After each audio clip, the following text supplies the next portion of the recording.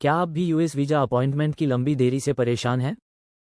ये समस्या कई लोगों को प्रभावित कर रही है और अक्सर हम समझ नहीं पाते कि इसे कैसे हल किया जाए।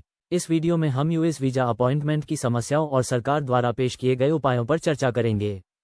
हमारा उद्देश्य यह है कि आपको सही जानकारी प्रदान करें और आपके सवालों के जवाब दें।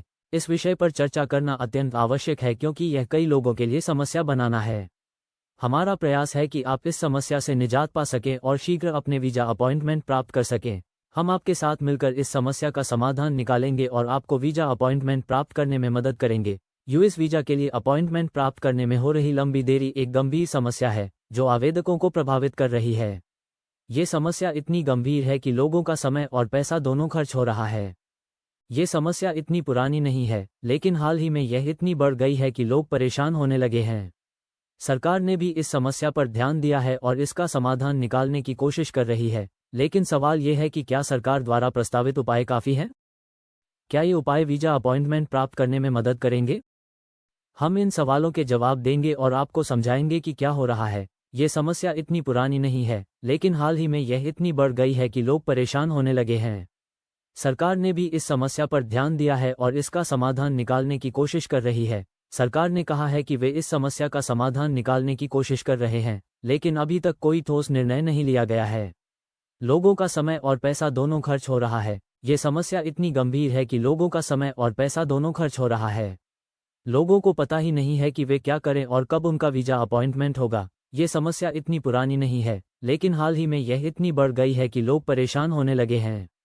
सरकार ने भी इस समस्या पर ध्यान दिया है और इसका समाधान निकालने की कोशिश कर रही है। हम इस समस्या के कारणों का विश्लेषण करेंगे, जैसे कि उच्च मांग, सीमित संसाधन और वर्तमान नीतियां। हम आपको बताएंगे कि क्या हो रहा है और क्या सरकार द्वारा प्रस्तावित उपाय काफ़ी हैं। उच्च मांग एक मुख्य कारण है जिसकी वजह से वीजा अपॉइंटमेंट में देरी हो रही है।